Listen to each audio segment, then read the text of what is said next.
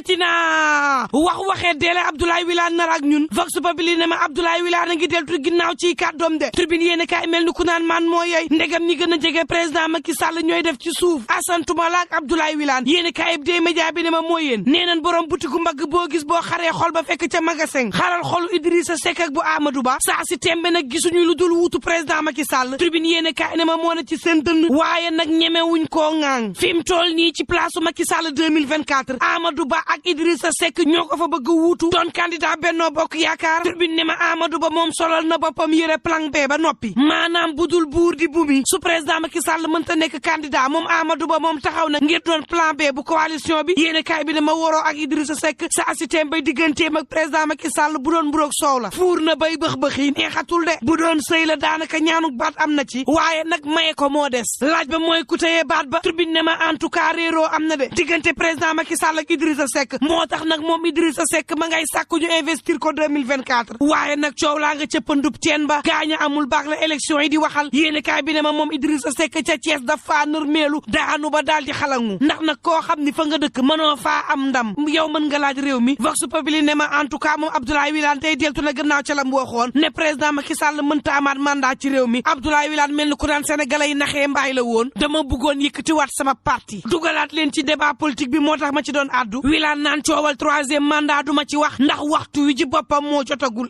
Walf Quotidien ne ma moom Moustapha Niasse gars yi doon am lu ambition ci biir coalition bi daf ni leen dem leen ngeen toog naran yi jub ku ne xool ca ka nga topp L'Enquête Quotidien ne ma boobu day Ousmane Sonko jub na kocc Réew mi Quotidien ne ma Ousmane Sonko xamle na ni bëy la laataa nga ko faat day wéqu nañu def gars yi mënta nekk ndax moom du ñoom te ñoom duñu moom Réew mi ne ma askan wi la bëgg ñu daal di fippul ko moom Ousmane Sonko Walf Quotidien ne ma moom Ousmane Sonko kay résistance la daal di woote L'Indépendant yéene kaay ne ma rax ci moom Ousmane Sonko naan doyen des juges bi du ab doyen des juges politiciens la adversaire opposition bi la na leer président Macky Sall la àndal Le Témoin yéene kaay ne ma Ousmane Sonko ngay woote fipp ci réew mi gannaaw ban jëlee dossier bi war ko atte ca chambre criminelle Ousmane Sonko ni li ab complot la complot boo xam ne mujjul fudul fas ma yéene atte L'Info yéene kaay ne ma Ousmane Sonko ngay traversé Maham Diallo de nee na ba mu duggee ca bureau juge ba gis mu band loxo ba ni kuy gaañu te lépp na ngir bañ ko nuyu dong ca la xam le ni kii loxom boobee bind na ca leneen lu dul ay déclaration Ousmane ne tribunal ban ca defee ay barrière électrique yàgg na lii moo lay wan ni ban tàmbalee ne dañuy dem procès yàgg na Serigne Bassirou Gueye ci boppam Ousmane Sonko koy wax ci L'Info yéene kaay dem na ba ci biir rapport bu gendarmerie ba mu dugal ca ay photo yoo xam ni maar day taali ñaaw lool te photo yoo yee nekkul woon ci rapport bu njëkk ba te dafa dem ci rapport ba daal di cay génnee la nga xam ne daf may setal Sonko naan lii lépp ma xam la de te magistrat yi ci réew mi faaw ñu xamal leen ni moomuñu réew mi doonu ñuy buur di bumi nekk ci réew mi képp kun bëgg wàccee la du fi am tey nag Ousmane ne suñu adversaire ñun opposition bi du benn yoon Macky Sall waaye magistrat yi la laas yéene kaay ne ma Ousmane Sonko ngay woote résistance source aané ma tenue de combat la Ousmane Sonko maye Sud Quotidien ne ma tuumaal nañ ko tuumaal na leen luñ ko wax rek ci lu ñaaw Ousmane Sonko teeloo na leen ko jaarale lépp nag ci complot te naan ci le quotidien Omar Maham Diallo danger la ci réew mi Tribune yéene kaay moom xëy sampub laaj ndax Ousmane Sonko ci boppam dina dem ca procès ba 24 heures yéene kaay ne ma en tout cas Sonko ma ngay na xupp président Macky Sall naan kon ci dossier bi yow ak say militant ci ngeen nare nag fawee seen pa mu mujj daa ngeen xam ne du ñëpp la ñuy këll-këllee naan leen ba keroog may faatu damay résister te fii ci réew mi dama gisul benn juge boo xam ne dina ma fi àtte tëj ma juróomi atu kaso ndax nag ci réew mi Ousmane Sonko ne maa fi dul wayaa te kenn mënu maa teree doon candidat